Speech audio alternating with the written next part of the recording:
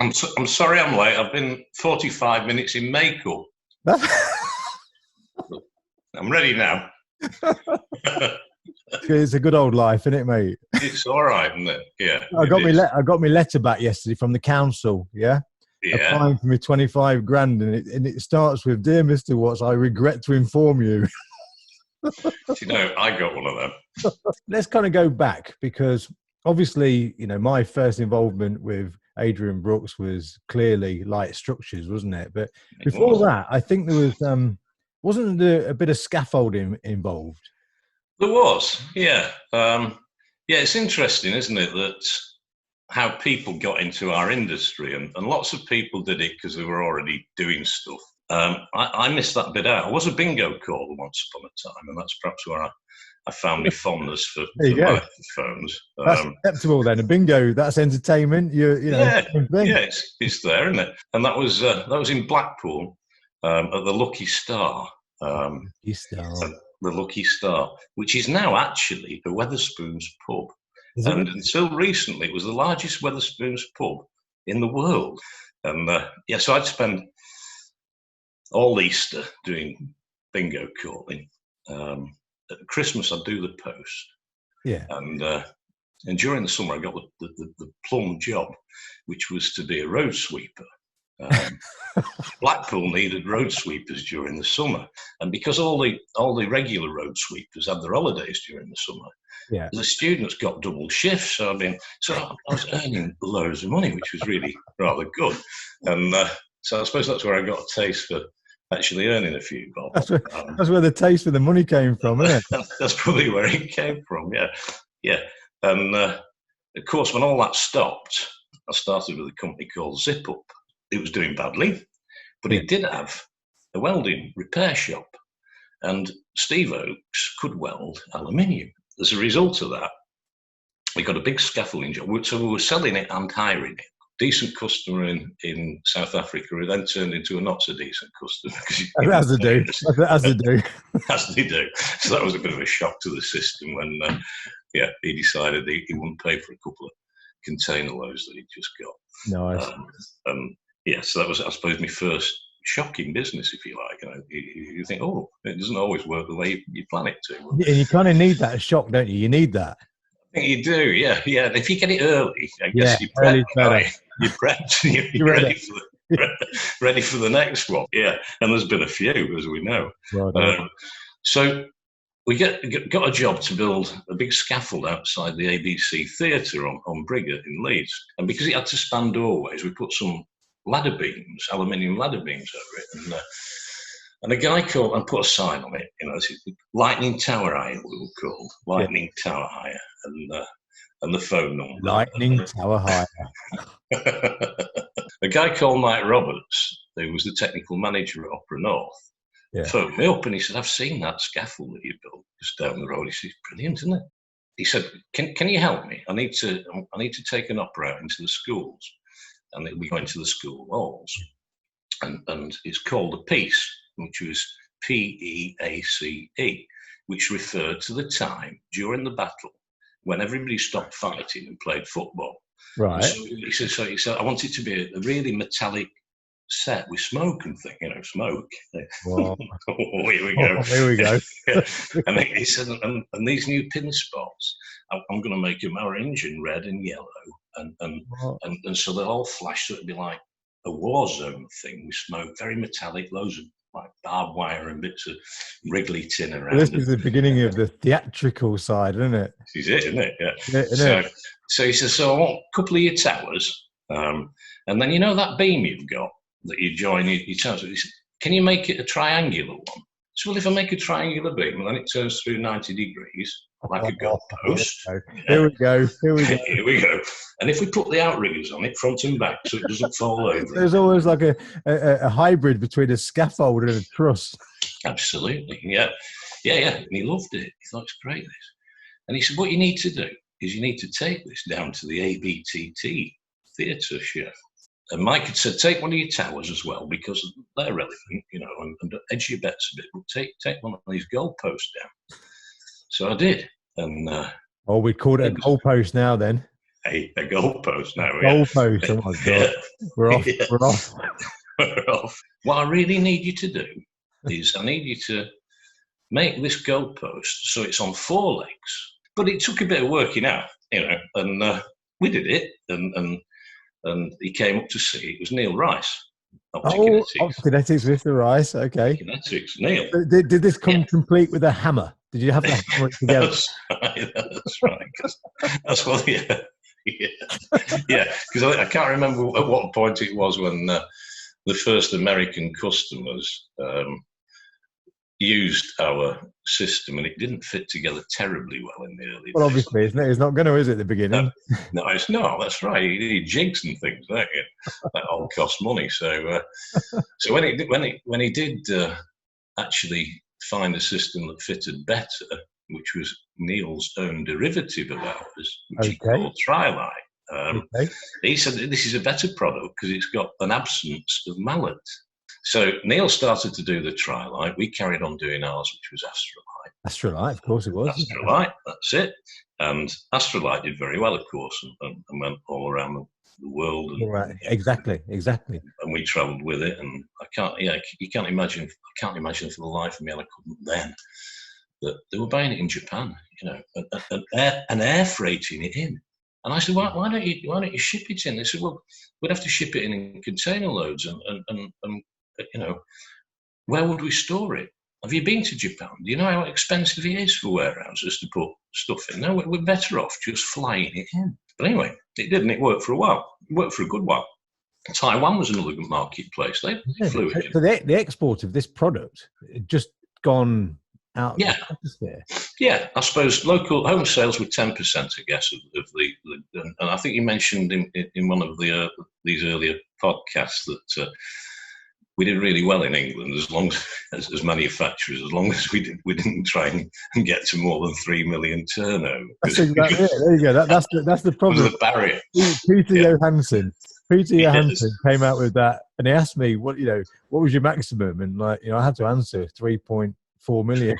That was all we ever got to. Yeah. So all exciting stuff. I remember, breaking into America with a. And is that when the Litestructures brand was that? No, that came a bit later. That came after we went bust. Of course, it's got to be done. Yeah. So I'm talking probably very early 80s. ABTT show. The winner of the show, they had a golden G-clamp award to the best new product of the show, and so I was thinking, must be with a chance. Some bloke came up with this brilliant idea and said, "This product, they're only £3 or whatever," and he won the golden G-clamp award in 1982, I think it was. Oh, so that upset you then?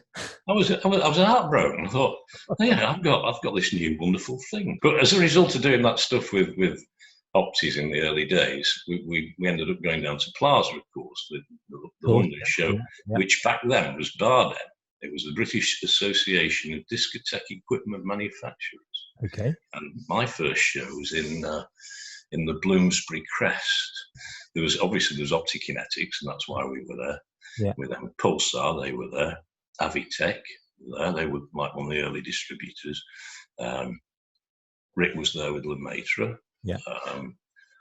Who else? 088, I think they were around. Citronic were around. 088. Yeah, they were around. Mode, I guess we're about. Mode were around, that's right. Yeah, because the roadshow with Opties was Mode, Opties and ourselves. Mode doing the controllers. That's it, and they probably had that arc line as well, didn't they, or whatever it was called.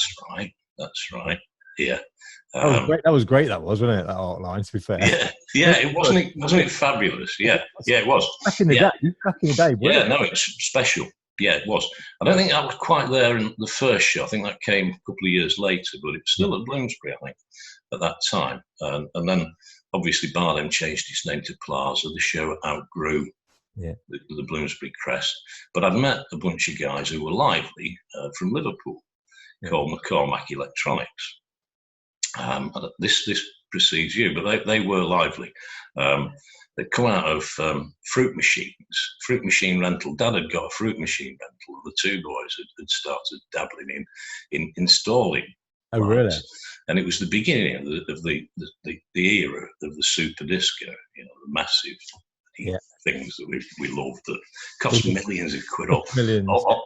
All funded on the price of the barrel of beer, wasn't it? That's it. It was. But and some of those rigs in them discotheques got pretty damn big, didn't they? They were serious, weren't they? We'd moved out of Leeds by that time, I think, and we'd moved into Wakefield. But I lived in Wakefield anyway. Yeah. And Wakefield, back in the day, had a super club, in what was Casanovas and then morphed into Rooftop Gardens. It was a massive gig. And McCormack Electronics were installing it. And they wanted three dance floors and 3 spaceships. So I said, I'll build the spaceships. That's no problem. And McCormack's are doing the install and all that. There's loads of Astralite everywhere, hanging, everything hanging, trussing just for the sake of having it. Exactly. And putting lights inside it to make it glow and all of that. Yeah. And the spaceships were great. They were really good. When you think back, you think, crikey, it's terrifying, really, the stuff we were up to. So these things were set. They weighed several tons. They sat on the floor, well, just off the floor. Cheshire Lifts were the firm who did the lifting on it, and we couldn't find any. They were all lifted on a big chain, and then everybody went underneath, and they opened up, and they were dancing, under these things that weighed like 3 or 4 tons. It used to be mad in the day, didn't it? With some of those hydraulic and lifting stuff and spinning around above your head back in the day. Yeah, no. So we couldn't find 4 arresters back in those days. They just didn't seem to exist. Yeah. So we used 4 Transit inertia reel seat belts. Did you? Yeah. Thought, well, the inertia reel type, they'll do. We'll mount that up there and we'll bring the webbing down and then if it fails, the seat belts will stop it. Sort of edgy stuff, really. It was edgy, but it was quite a clever idea, wasn't it, to get a seat belt arrestor? Yeah, that's it. Yeah, safety first, you see. Yeah, yeah. So what happened to that business then? Well, that business grew, didn't it? And it grew. It probably got to about 3.4 million in total, I would have thought, in sales in any one year. And then Maggie decided that Mrs. Thatcher decided that she'd change the rules. She said the brewers are getting too powerful. And then when all that changed, of course, there was no funding available for discotheques. And so that super discotheque era ended abruptly. Yeah, because the breweries weren't giving the subsidiaries and giving you the money to do it. That's it.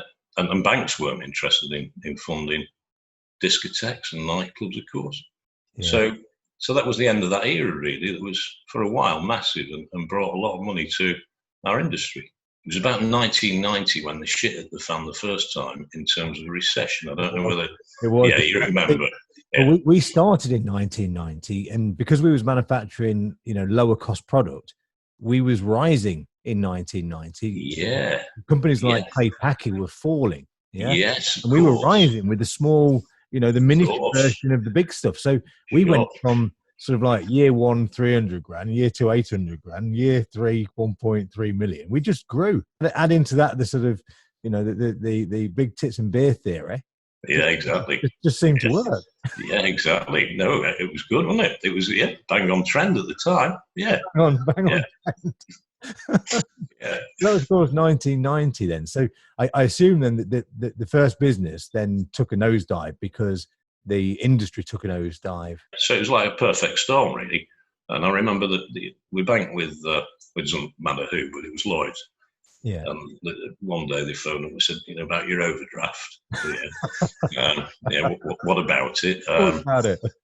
Well, it's repayable on demand, And he said, no, yeah, I'd heard. So what are you saying? They said, well, I think it was about 400 grand, which was a lot of money then. 400,000, a lot of money. Yeah, it was a chunk of change. It'd be like having like 2 million now, wouldn't it? Yeah, it would. Yeah, about that. Yeah. So. Yeah, so the bank manager says to me, I want you to reduce it by 100 grand. So, how am I going to do that? And he said, well, you've got to, really, because we've provided for you. So anyway, you scurry around, don't you? You manage to get the 100 grand off and all the rest of it. And following Monday, it's very good, will you get it down another 100 this week? Exactly. Once it start on you, that's it, isn't it? You've had it, you don't. Yeah, once it's provided for you. We weren't quite at your level, but I remember having an overdraft of about 98,000. It was at about 106. Yeah. Yeah. Another sort of thing. Yeah. Yeah. And they just turn around to me and says, right, that's it. We're pulling it. You're over the terms. We're now pulling it, and we want our money back. And they said, how much short of the £106,000 are you? And I said, 106,000, obviously.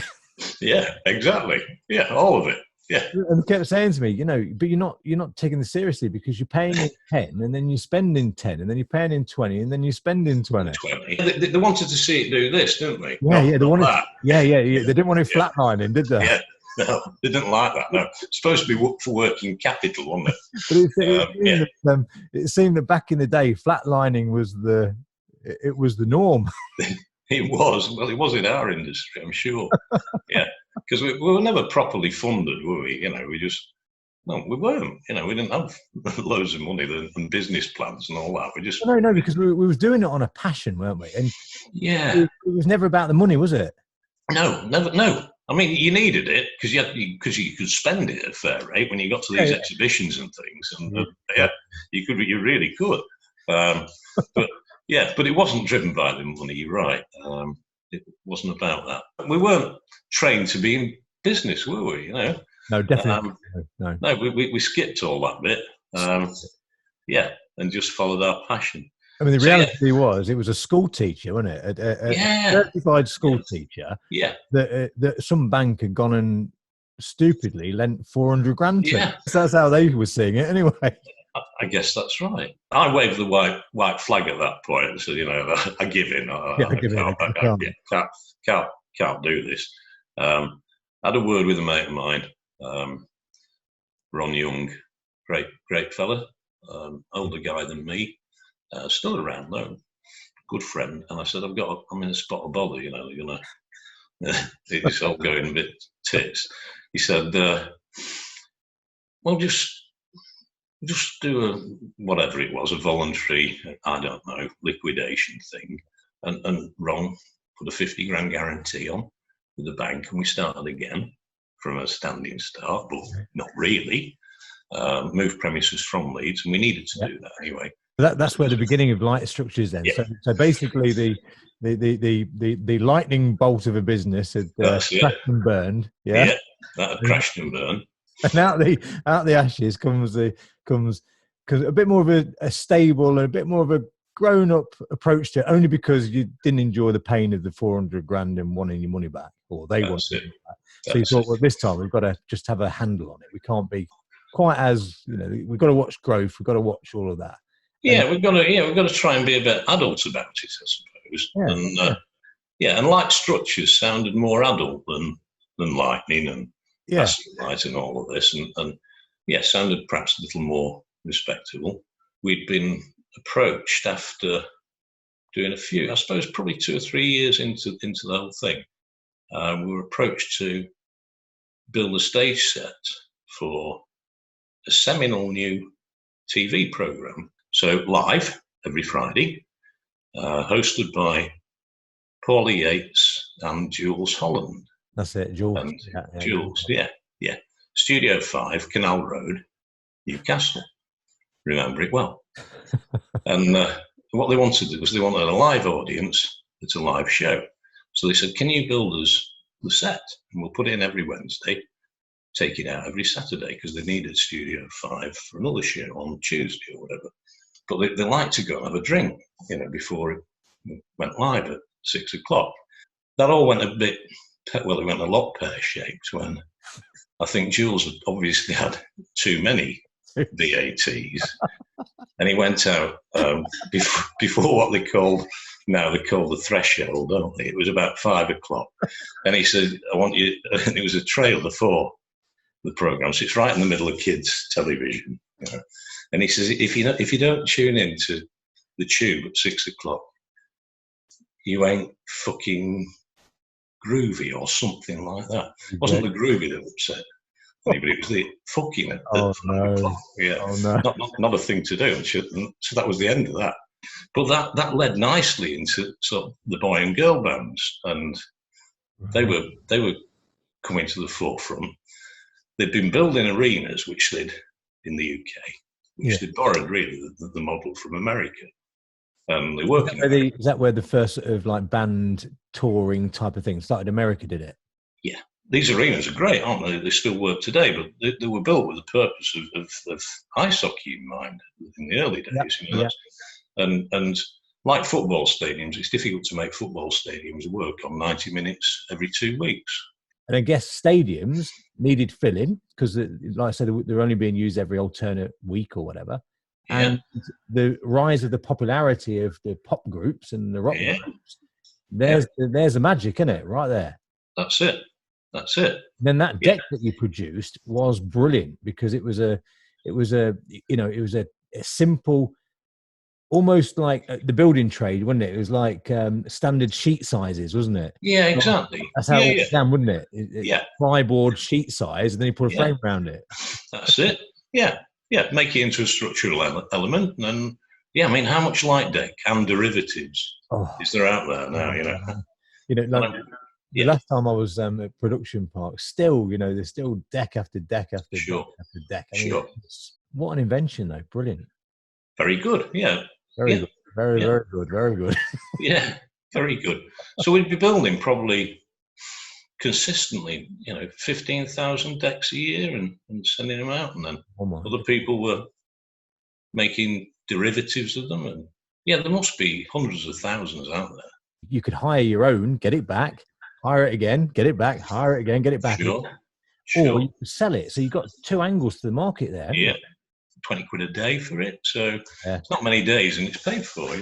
Exactly. So that side of it, that deck became the staple, didn't it? I mean, that was the staple products of Litestructures at the time.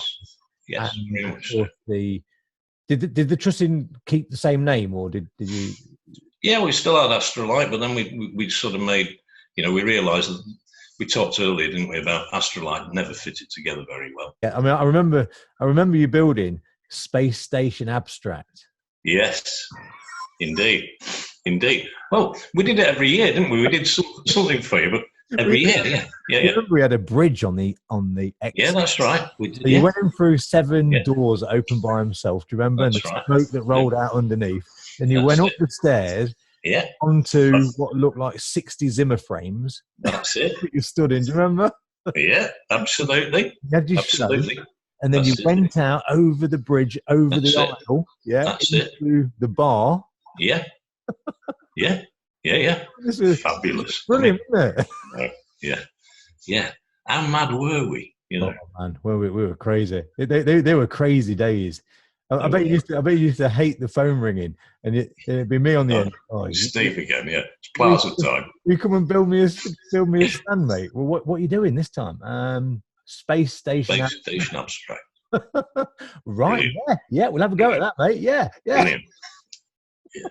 Yeah. Fantastic. Hey. And of course, then we went to Plaza, didn't we? And then there was Adrian with this model in a case, sat on the desk in front of all of his trussing and his light decks and all that. Is a model. And it's a model of a huge building that you're standing there and going, well, it's my studio. So what do you mean it's your studio? Well, yeah, it's my studio. Well, is it built? No. It's just in my head at the minute, but don't worry, mate. I said, well, how much is that going to cost you to build? Well, a couple of million. So you got the money then? No. Yeah. No. I mean, what made you think of that? Well, everybody thinks, it was really clever. It wasn't clever at all. We were building these stage sets for boy and girl bands in the main. They were taking them into arenas and doing the show.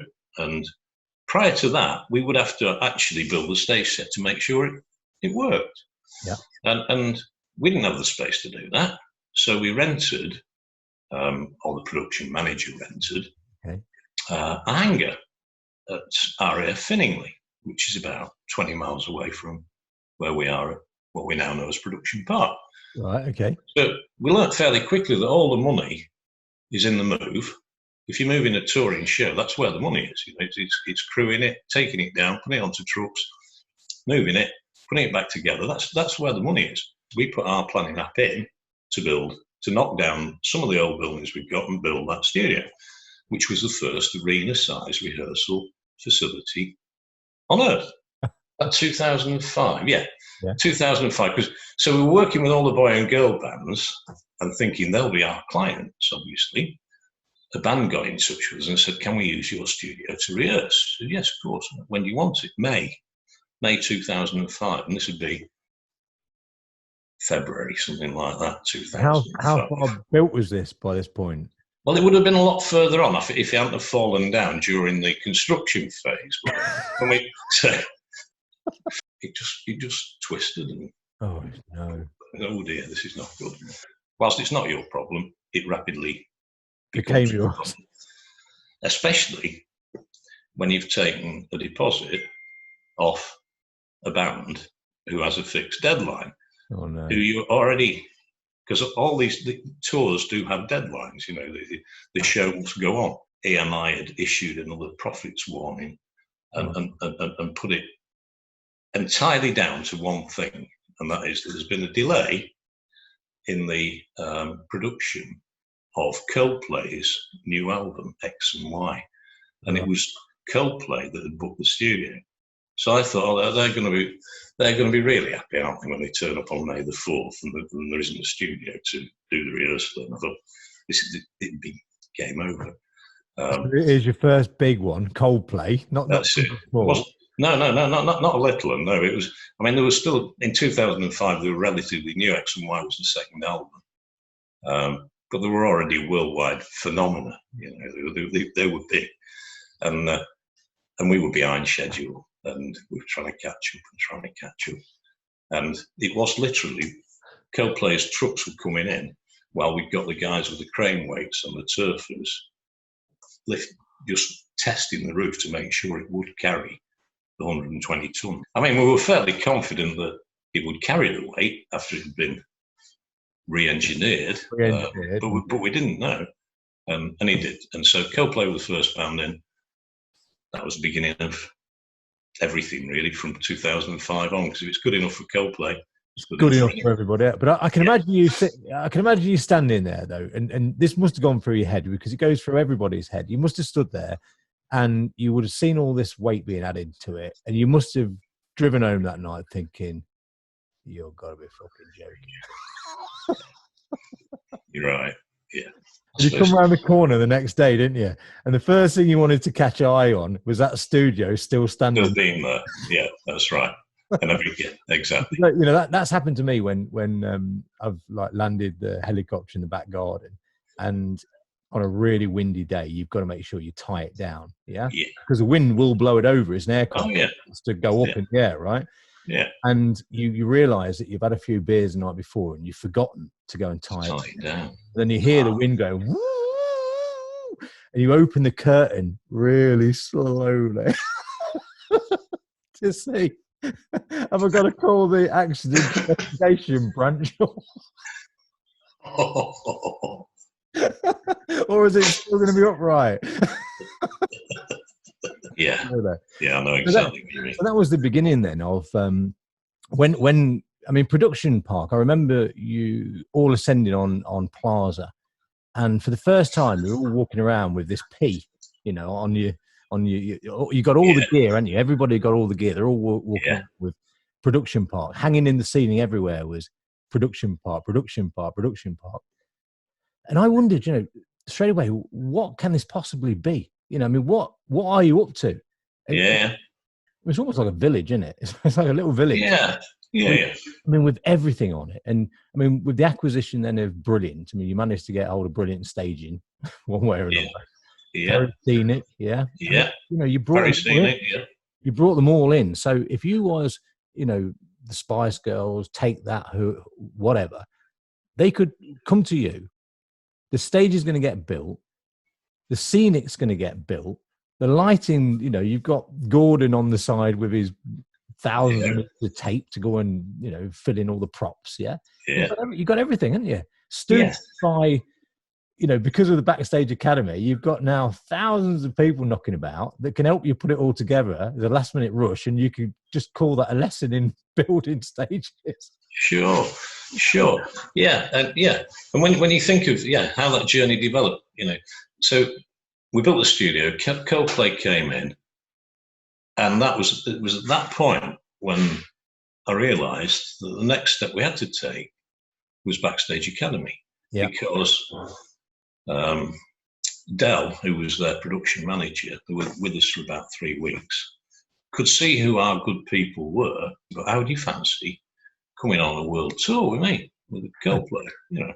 We pay 250 quid a day plus per diems, and you see the world and you tour, and it's a glamorous life. So all the good people are saying, "Look, Adrian, I'm sorry, mate, but I've been offered a gig. I'm off." And I thought, this is not sustainable, is it? If all the good people just keep going off on tour, where are we going to get the people from? So Backstage Academy. So people thought that starting Backstage Academy was a genius idea. It wasn't. It was just like building the studio. It was a means to an end. It had to happen. Most shows. Do you remember when we used to have shows before this thing that happened a few weeks ago? Yeah. But shows don't start in London. They might finish there. They might try and do 3 nights in the O2. Yeah. That's the biggie. But they still start in Manchester, Sheffield. And we realised that, unlike film and TV, a lot longer established in our industry, of course, but they clustered early on in places like Hollywood, Pinewood in the UK, Shepperton, more latterly up and everybody said they won't go to the BBC, won't go to Salford. No, not more. Have you been to Media City recently? Bloody hell. And so of course they will. So we realised that the industry needed to cluster. You needed to have all the knowledge and because there's so many different aspects required to have to come together to create one of these live shows. From lawyers at one end to medics at the other, and everything in between. But people are going to want to know, aren't they? I mean, how many people do you employ technically on Production Park? Including the students, there are 200 students anyway, and there are about 250 full-time employees working for different businesses on the park. So that's 450, and then when there's a big show on, there's probably another 200, 250. So 600-700 people. It was the first studio on the planet. Took in 2005, 15 years ago. There are now 4 in the UK. Yeah. You was the first, the pioneer of it all, weren't you? Yeah. And I think ours is the truly legitimate one in a way, because it's where all the trades are together. I mean, if you to name some of the bands that have come and rehearsed there, give us some of them names. Beyonce and Jay-Z, Lady Gaga, Rihanna, Coldplay I mentioned, didn't I? The list goes on. And then the involvement, of course, with Tate comes along, doesn't it? You've got now American interest, because obviously you're big enough now, you're huge as far as the touring market is concerned, as a UK and European outlet. And obviously Tate noticed that, spotted that, probably you working together anyway at some point, some deals come along that, you've got to work together because you've got the Rolling Stones or something going all the way around the world, and there's a need to have partners. But that developed further, didn't it? That became something way much bigger. Yes, it did. Yeah, they approached us early summer last year, and as you say, we've known Tate for donkey's years. Brilliant was is quite a substantial business, but in as when compared to Tate, it's only 10% of it. So I went out to Litestructures, Pennsylvania, where Tate are based, in early March. There were already significant rumblings at that stage as to how deep and how bad is this going to be. Adrian, this is going to really crunch our numbers. And I thought, yeah, it is. This is really going to crunch our numbers. Wow.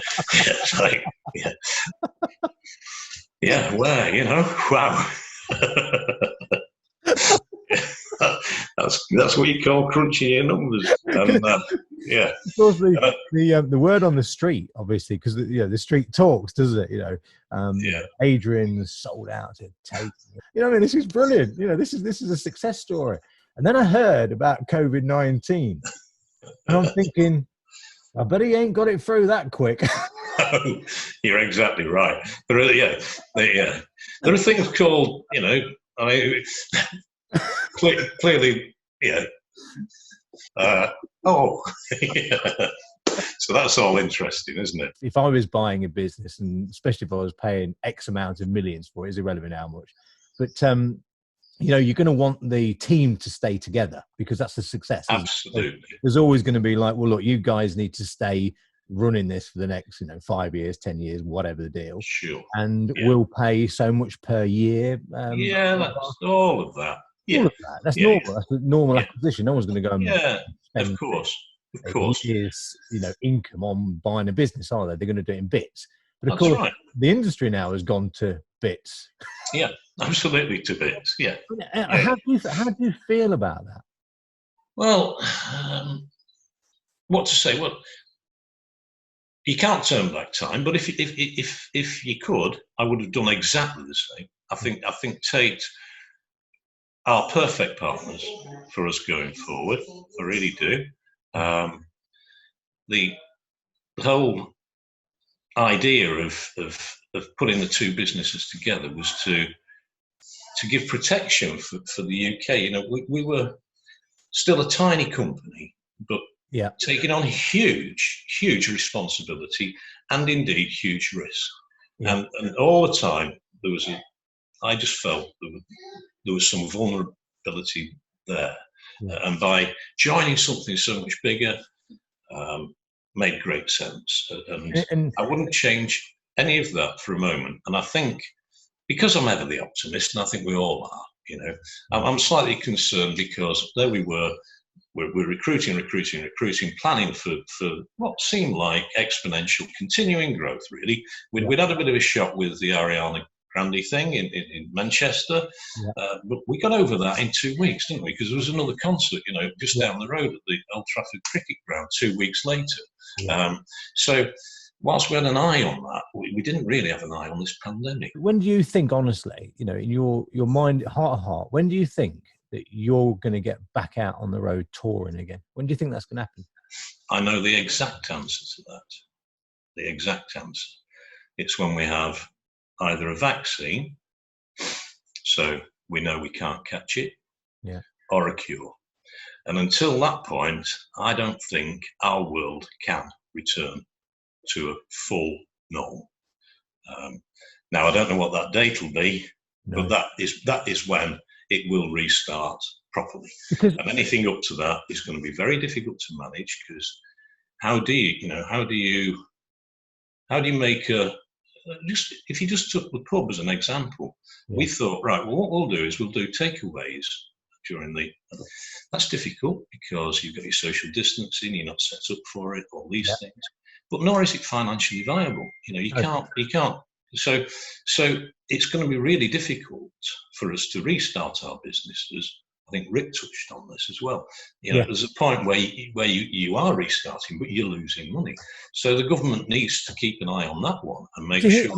Here's my view on it. Okay, now the furlough's great. Yeah, okay, fine. Yeah, but that will end, won't it? Yes, and we're all becoming sort of addicted to the furlough because it's an easy way out. Yeah. Yeah. Agreed. You're not making any money, but it's a way out. Okay. Yeah. You have to accept that now. The only way I can see that any level of success is going to come out and restart the economy is if the government turn around to people like me and you who are core manufacturers, because that's what we are. Okay, forget this. They've had the 25 grands and the 10 grands. They've had that, right? What we need is for somebody to turn around to us and say, right, Adrian, Steve, open your businesses, and what we'll do is we'll cover 80% of the wages for the first 3 months. Yes. I bet you've got long-term Adrian Brooks, long-term employees. They've been with you years. Sure. And for you to turn around and go, right, I'll make, in your case, it might be 50 people redundant. Where are you going to find the money to do that? Exactly. Yeah, exactly. It's not doable, is it? It's 24 weeks, isn't it? It's going to be 24 weeks on good day, right? For long-term employees with their lieu of notice and their actual redundancy. It's going to be 24 weeks on a good day, okay? Well, you're going to turn around and go, well, I might as well keep paying them then for 3 months. Sure. Same cost and hopefully, but, there's no, like Rick said, if you've got no business, you can't pay the salaries.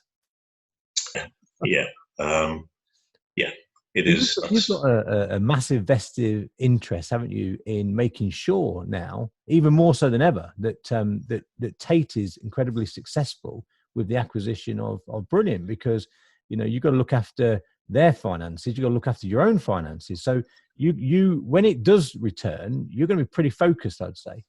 Yeah, absolutely. I'm really lucky, that we've got. You could say I'm really lucky. Take say you're really lucky in terms of the timing of doing this deal, because at least now we are part of a bigger thing and we can help one another, and we are making plans to do that. Yeah. I'm also very lucky because I've got two sons who work in the business. Lee is the CEO, more capable than I could ever be. Ben knows more about what's going on street level than I'll ever know, or ever knew. So we've got a strong family thing, but we've also got this support of Tate, which is it's going to be hugely helpful, I think, because the Americans find ways of sorting stuff out. It all seems a bit odd when you look at Trump at the moment and how he might sort things out, but they have a way of doing that, and they have a general understanding, I think, of money that's still different from our understanding of money.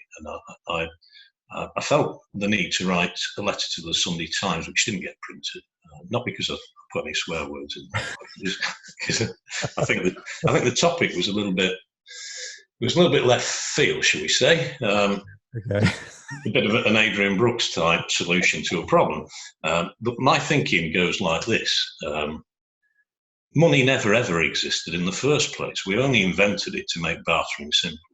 That's all. Yeah. And I think and taxation easier, more regulated, if you like. It was easier to tax people if they had money, and so that's the beginning of it all. So if it doesn't actually exist, and we've proved that in recent years, and I think, in my mind anyway, because the way we've dealt with financial crises is just to print more, print more. Yeah. If money doesn't exist, then the way to kickstart this is to throw a load more at it, and then write off all world debt.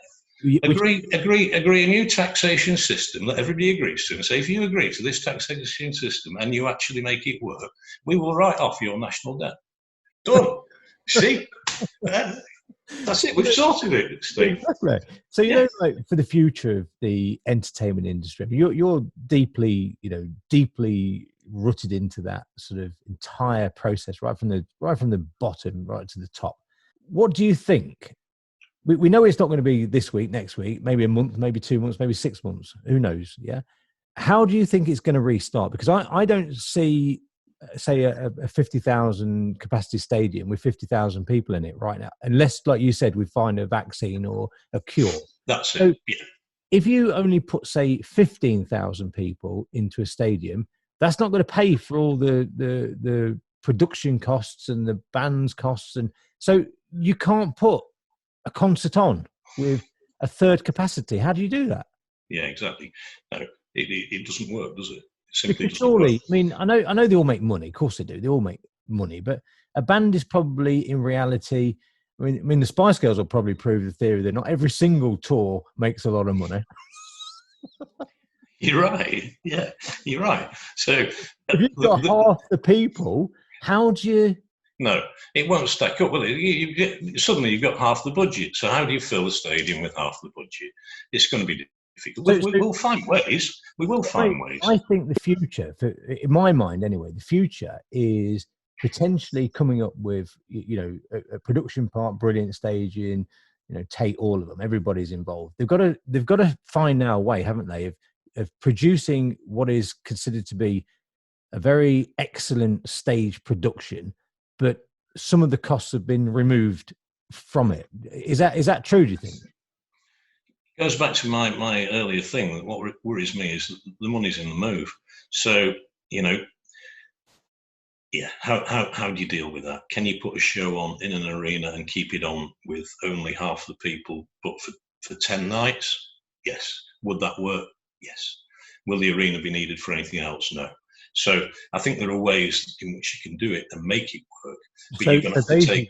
What you're saying is, as opposed to let's say we take Coldplay, right? Instead of putting Coldplay on for 2 nights and then trucking them all over the country. Exactly. What you're saying is put them in one place and leave them there for 10, 15 nights and then let the people do the traveling to the venue.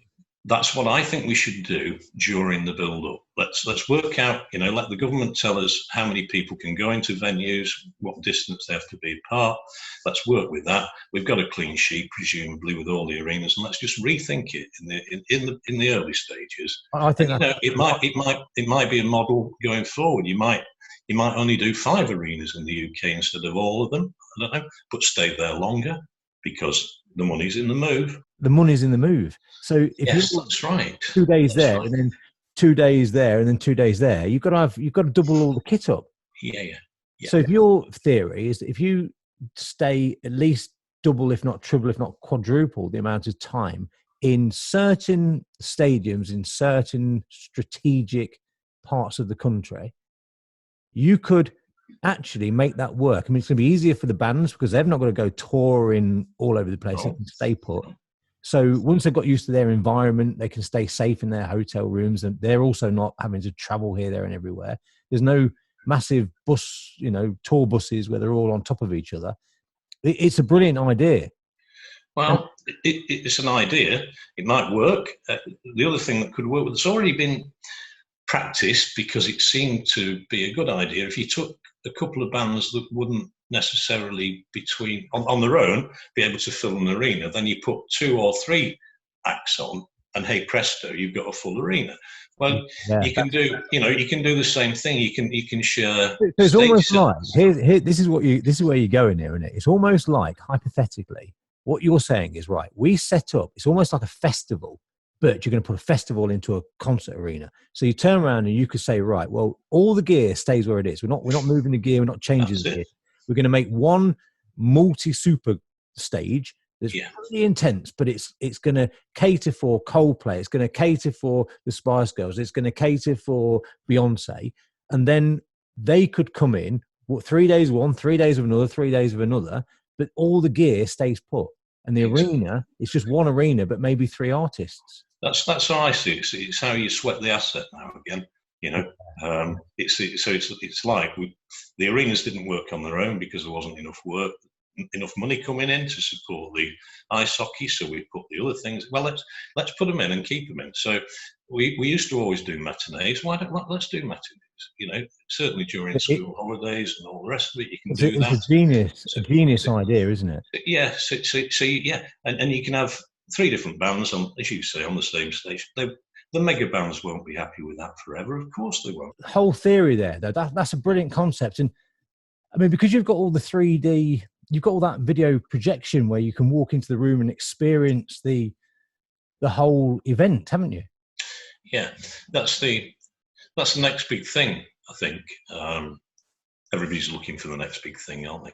And I think, those truly interactive spaces where you are somewhere else is the way forward. So we've started a business quite recently, which, no surprises, it's furloughed.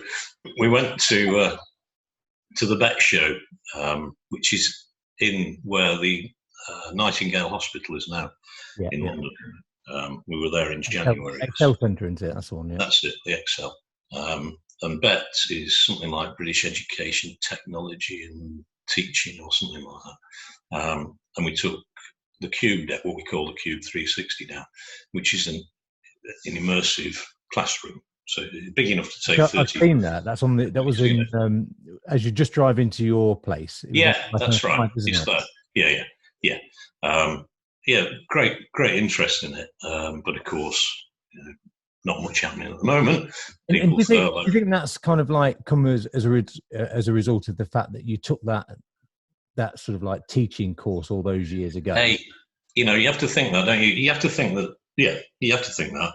I trained to be a teacher, Backstage Academy. Yeah, I think there's a connection, and I think that's because I think the true Adrian Brooks, and you know, you've created your own look. You know, I mean, none of this has come because you've just been looking at it. You know, that's rubbish. This has come because A, you've had a massive passion for what you do. B, because you like people. That's why you've got a pub. And it's important. Yeah. And your on-site facilities, you know, the feeding everybody and everything. Everything's top class. Yeah, because it's how you would want to be treated if you was working with somebody.